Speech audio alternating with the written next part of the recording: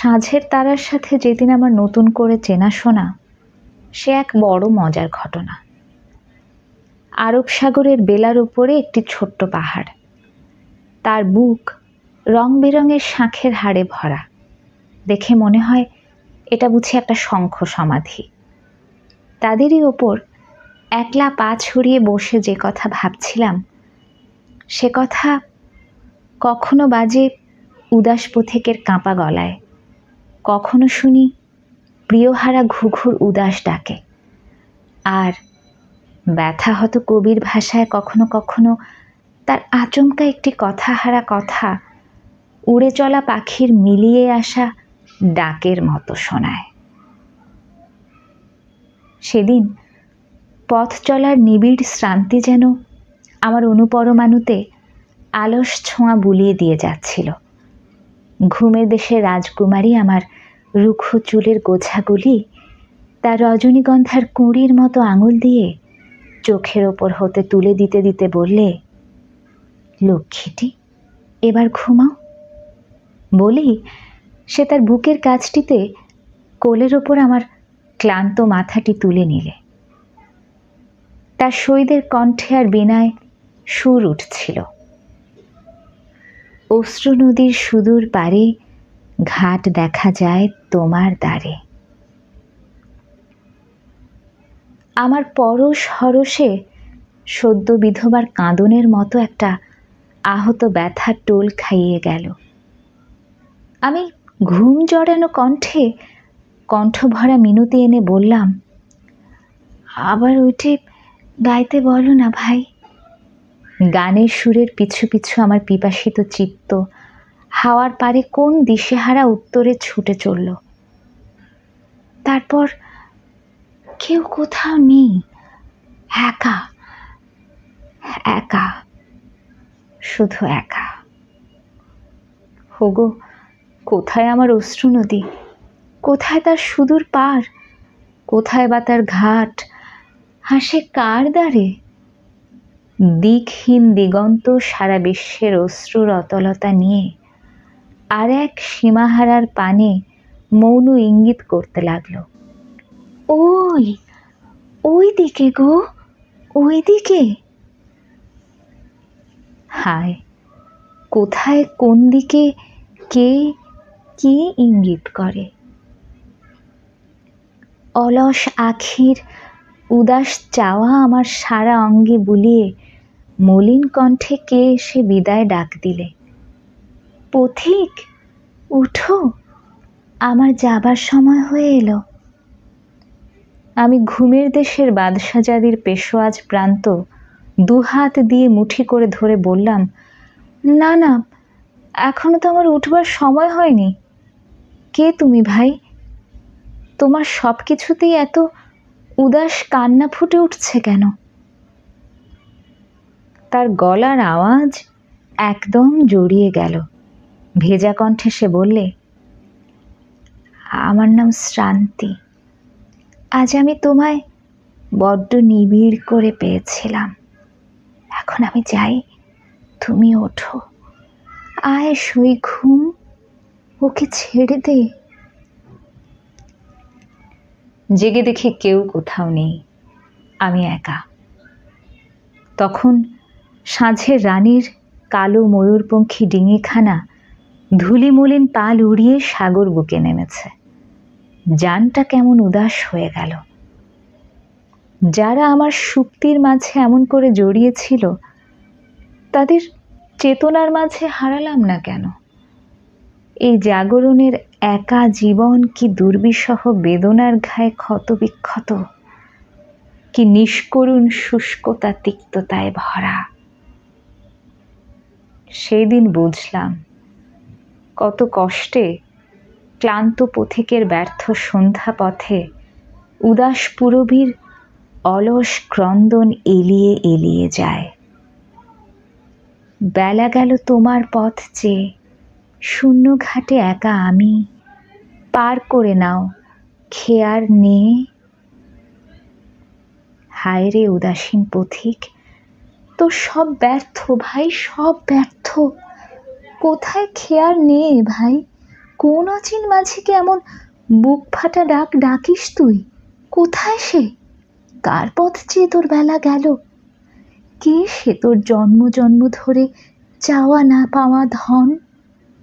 কোন ঘাটে তুই একা বসে সুরের জাল বুনছিস? এ ঘাটে কি কোনোদিন সে তার কলসিটি কাঁখে চলতে গিয়ে দুহাতে ঘুমটা ফাঁক করে তোর মুখে চোখে বধূর আধখানা পুলক চাওয়া থুয়ে গিয়েছিল? নাকি সে তার কমল পায়ের জল ভেজা পদচিহ্ন দিয়ে তোর পথের বুকে স্মৃতির আলপনা কেটে গিয়েছিল? কখনো কাউকে জীবন ভরে পেলিনে বলে কি তোর এত কষ্ট ভাই? হায় ওপারের যাত্রী, তোমার সে কবে কখন একটুখানি পাওয়া হৃদয় লক্ষ্মীর চরণ ছোঁয়া একটি ধূলিকণাও আজ তোমার জন্যে পড়ে নেই। বৃথাই সে রেণু পরিমল পথে পথে খোঁজা ভাই, বৃথা বৃথা। অবুঝ মন ওসব কিছু শুনতে চায় না, বুঝতে চায় না। তার মুখে খ্যাপা মনসুরের একটি কথা, আনুল হক। এর মতো যুগ যুগান্তের ওই একই অতৃপ্ত সুর উঠছে, হায় হারানো লক্ষ্মী আমার, হায় আমার হারানো লক্ষ্মী। ঘুমিয়ে বরং থাকি ভালো, তখন যে আমি স্বপনের মাঝে আমার না পাওয়া লক্ষ্মীকে হাজার বার হাজার রকমে পাই। তাকে এই যে জাগরণের মধ্যে পাবার একটা বিপুল আকাঙ্ক্ষা, বুকে বুকে মুখে মুখে চেপে নিতে, সেই তার উষ্ণ পাওয়াকে আমি ঘুমের দেশে দেশে স্বপনের বাগিচায় বড় নিবিড় করেই পাই। মানুষের মন মস্ত প্রহেলিকা, মন নিক্তির মতন। মন যখন যেদিকে ভাব বেশি পায় সেই দিকেই নুয়ে পড়ে। তাই কখনো মনে করি পাওয়াটাই বড়, পাওয়াতেই সার্থকতা। আবার পরক্ষণে মনে হয় না, না পাওয়াটাই পাওয়া। ওই না পাওয়াতেই সকল পাওয়া সুপ্ত রয়েছে। এ সমস্যার আর মীমাংসা হলো না, অথচ দুই পথেরই লক্ষ্য এক, দুই স্রোতেরই লক্ষ্য সাগর প্রিয়ার সীমাহারা বুকে নিজের সমস্ত বেগ, সমস্ত গতিস্রোত একেবারে শেষ করে ঢেলে দেওয়া, তারপর নিজের অস্তিত্ব ভুলে যাওয়া, শুধু এক আর এক। কিন্তু এই প্রতি অঙ্গ লাগি কাঁদে প্রতি অঙ্গ মোর কথাটার এমন একটা নেশার মাদকতা রয়েছে যেটা অনবরত আমার মনের কামনা কিশোরীকে শিউরিয়ে তুলছে এবং বলছে, বন্ধনই মুক্তি। এই যে মানব মনের চিরন্তন বাণী, সেটা কি মিথ্যা? না, এ সমস্যার সমাধান নেই। আমার মনটা গুলিয়ে যাচ্ছে। আমার মনের ভোগ আর বৈরাগ্যের একটা নিষ্পত্তিও হলো না। আর তাই কাউকে জীবন ভরে পাওয়াই হলো না। তবে কাউকে না পেয়েও আমার মনে এ কোন আদিম বিরহী ভুবন ভরা বিচ্ছেদ ব্যথায় বুকে পুরে মুলুকে মুলুকে ছুটে বেড়াচ্ছে। খ্যাপার পরশমণি খোঁজার মতন আমিও কোন পরশমণির ছোঁয়া পেতে দিকে দিকে দেশে দেশে ঘুরে মরছি। কোন লক্ষ্মীর আঁচল প্রান্তে বাঁধা রয়েছে সে মানিক, কোন তরুণীর গলায় রক্ষা কবচ হয়ে ঝুলছে সে পাথর। ভাবতে ভাবতে চোখে জল গড়িয়ে এলো। সে জলবিন্দুতে সহসা কার দুষ্টু হাসির চপল কিরণ ছলছলিয়ে উঠল। আমি থমকে সামনে চাইতে দেখলাম আকাশের মুক্ত আঙিনায় ললাটের আধ ফালি ঘুমটায় ঢেকে প্রদীপ হাতে সাঁঝের তারা দাঁড়িয়ে, তার চোখের কিনারায় মুখের রেখায় অধরপুটের কোণে কোণে দুষ্টুমির হাসি লুকোচুরি খেলছে। বারে বারে উছলে ওঠা নীলাজ হাসি ঠোঁটের কাঁপন দিয়ে লুকোবার ব্যর্থ চেষ্টায় তার হাতের মঙ্গল প্রদীপ কেঁপে কেঁপে লোলুপ শিখা বাড়িয়ে সুন্দরীর রাঙা গালে উষ্ণ চুম্বন এঁকে দেওয়ার জন্য আকুলি বিকুলি করছে। পাগলা হাওয়া বারে বারে তার বুকের বর্ষণ উড়িয়ে দিয়ে বেচারিকে আরো অসম্বৃত, আরো বিব্রত করে তুলেছে। অনেকক্ষণ ধরে সেও আমার পানে চেয়ে রইল, আমিও তার পানে চেয়ে রইলাম। আমার কণ্ঠ তখন কথা হারিয়ে ফেলেছে। সে ক্রমেই অস্তপারের পথে পিছু হেঁটে যেতে লাগলো। তার চোখের চাওয়া ক্রমেই মলিন সজল হয়ে উঠতে লাগলো। বড় বড় নিঃশ্বাস ফেলানোর দরুন তার বুকের কাঁচুলি বায়ুর মুখে কচি পাতার মতো থরথর করে কাঁপতে লাগলো। যতই সে আকাশ পথ বেয়ে অস্তপল্লীর পথে চলতে লাগলো, ততই তার মুখ চোখ মূর্ছাতুরের মতন হলদে ফ্যাকাশে হয়ে যেতে লাগলো। তারপর পথের শেষ বাঁকে দাঁড়িয়ে সে তার শেষ অচপল অনিমেষ চাওয়া চেয়ে আমায় একটি ছোট্ট সেলাম করে অদৃশ্য হয়ে গেল। হিয়ায় হিয়ায় আমার শুধু একটি কাতর মিনতি মূঢ়ের মতো না কওয়া ভাষায় ধ্বনিত হচ্ছিল, হায় সন্ধ্যা লক্ষ্মী আমার, হায়। হঠাৎ আমার মনে হলো আমি কত বছর ধরে যে এইরকম করে রোজ সন্ধ্যা লক্ষ্মীর পানে চেয়ে আসছি তা কিছুতেই স্মরণ হয় না। শুধু এইটুকু মাত্র মনে পড়ে যে সে কোন যুগে যেন আমি আজকার মতনই এমনি করে প্রভাতের শুকতারাটির পানে শুধু উদয় পথে তাকিয়ে থাকতাম। আমার সমস্ত সকাল যেন কোন প্রিয়তমার আশার আশায় নিবিড় সুখে ভরে উঠত। রোজ প্রভাতে উদয় পথে মুঠি মুঠি করে ফাগ মাখা ধুলি রেণু ছড়াতে ছড়াতে সে আসতো। তারপর আমার পানে চেয়েই সলজ্জ তৃপ্তির হাসি হেসে যেন বারে বারে আর নয়নের বাঁকা চাউনি হেনে বলতো, ওগো পথ যাওয়া বন্ধু আমার, আমি এসেছি। আমি তার চোখের ভাষা বুঝতে পারতাম, তার চাওয়ার কথা শুনতে পেতাম। তারপর অরুণদেব তার রক্তচক্ষু দিয়ে আমাদের পানে চাইলেই সে ভীতা বালিকার মতো ছুটে আকাশ আঙিনা বেয়ে ঊর্ধ্বে ঊর্ধ্বে আরো ঊর্ধ্বে উধাও হয়ে যেত। ছুটতে ছুটতেও কত হাসি তার। সারাদিন আমি শুনতে পেতাম তার ওই পালিয়ে যাওয়া পথের বুকে তার কোটি কিঙ্কিনির রিনি রিনি, হাতের পান্নার চুড়ি রিনি ঝিনি, আর পায়ের গুজরি পাঁজরের রুমু ঝুমু। এমন করে দিন যায়। একদিন আমি বললাম, তুমি আমার পথে নেমে আসবে না প্রিয়? সে আমার পানে একটু তাকিয়েই সিঁদুরে আমের মতো রেঙে উঠে আধা ফোঁটা কথায় কেঁপে বললে, না প্রিয়, আমায় পেতে হলে তোমাকে এই তারারই একটি হতে হবে।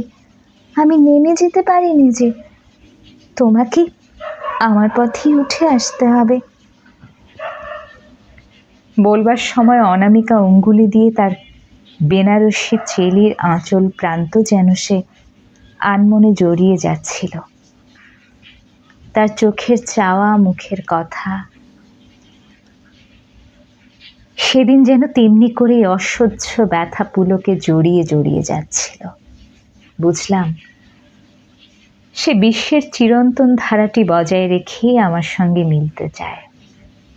আমার সৃষ্টি ছাড়া পথে বেরিয়ে পড়তে তার কোমল বুকে সাহস পাচ্ছে না। যতই ভালোবাসুক না, আমার পথ হারা পথে চলতে, আমার বিপুল ভার বয়ে সে অজানা ভয়ের পথ চলতে সে যেন কিছুতেই পারবে না। কিন্তু তাই কি? হয়তো তা ভুল। কেননা একদিন যেন সে বলেছিল, প্রিয়তম, এ যে তোমার ভুলের পথ, এ পথ তো মঙ্গলের নয়। আঘাত দিয়ে তোমায় এ পথ হতে ফিরাতেই হবে। তোমার কল্যাণের পথে না আনতে পারলে তো আমি তোমার লক্ষ্মী হতে পারিনি। সে কথা যেন আজকের নয়, কোন অজানা নিশীথে আমি ঘুমের কানে শুনেছিলাম। তখন তা কিছু বুঝতে পারিনি। আমি যেমন কিছুতেই তার চিরন্তন ধারাটির একগুঁয়েমি সইতে পারলাম না, সেও তেমনি নিচে নেমে আমার পথে এলো না। বিদায় নেবার দিনও সে তেমনি করে হেসে গেছে। তেমনি করেই তার দুষ্টু চটুল চাউনি দিয়ে সে আমায় বারে বারে মিষ্টি বিদ্রূপ করেছে। শুধু একটা নতুন কথা শুনিয়ে গেছিল, আর এ পথে আমাদের দেখা হবে না প্রিয়। এবার নতুন করে নতুন পথে নতুন পরিচয় দিয়ে আমরা আমাদের পূর্ণ করে চিনব। তার বিদায় বেলার যে দীঘল শ্বাসটি শুনেও শুনিনি, আজ আমি সারা বাতাসে যেন সেই ব্যথিত কাঁপুনিটুকু অনুভব করছি। এখন সে বাতাস নিতেও কষ্ট হয়। কবে আমার এই নিঃশ্বাস প্রশ্বাসে টেনে নেওয়া বায়ুর আয়ু চিরদিনের মতো ফুরিয়ে যাবে প্রিয়। তার বিদায় চাওয়ার যে ভেজা দৃষ্টিটুকু আমি দেখেও দেখিনি, আজ সারা আকাশের কোটি কোটি তারার চোখের পাতায় সেই অশ্রুকণাই দেখতে পাচ্ছি। এখন তারা হাসলেও মনে হয় শুধু কান্না আর কান্না। তারপর রোজ আসি রোজ যাই, কিন্তু উদয় পথে আর তার রাঙা চরণের আলতার আলপনা ফুটল না। এখন অরুণ রবি আসে হাসতে হাসতে, তার সে হাসি আমার অসহ্য। পাখির কণ্ঠের বিভাস সুর আমার কানে যেন পূরবীর মতো করুণ হয়ে বাজে। আমি বললাম, হায় প্রিয়তম, তোমায় আমি হারিয়েছি। দেখলাম আকাশ বাতাস আমার সে কান্নায় যোগ দিয়ে বলছে, তোমায় হারিয়েছি। তখন সন্ধ্যা ওই সিন্ধু বেলায় হঠাৎ ও কার চেনা কণ্ঠ শুনি, ও কার চেনা চাওয়া দেখি। ও কে রে, কে? বললাম, আজ এ বধুর বেশে কোথায় তুমি প্রিয়? সে বললে, অস্তপথে। সে আরো বলে গেছে যে সে রোজই তার ম্লান মূর্তি নিয়ে এই অস্ত গাঁয়ের আকাশ আঙিনায় সন্ধ্যা প্রদীপ দেখাতে আসবে, আমি যেন আর তার দৃষ্টির সীমানায় না আসি। বুঝলাম, সে যতদিন অস্তপারের দেশে বধূ হয়ে থাকবে ততদিন তার দিকে তাকাবারও আমার অধিকার নেই। আজও সে তার জগতের সেই চিরন্তন সহজ ধারাটুকুকে বজায় রেখে চলছে। সে তো বিদ্রোহী হতে পারে না। সে যে নারী কল্যাণী, সেই না বিশ্বকে সহজ করে রেখেছে, তার অনন্ত ধারাটিকে অক্ষুণ্ণ সামঞ্জস্য দিয়ে ঘিরে রেখেছে।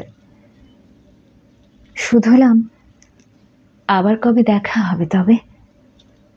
আবার কখন পাবো তোমায়? সে বললে, প্রভাত বেলায় ওই উদয় পথেই। আজ সে বধূ, তাই তার সাঁঝের পথে আর তাকাইনি। জানি নে কবে কোন উদয় পথে, কোন নিশি ভরে, কেমন করে আমাদের আবার দেখাশোনা হবে। তবু আমার আজও আশা আছে, দেখা হবেই, তাকে পাবই।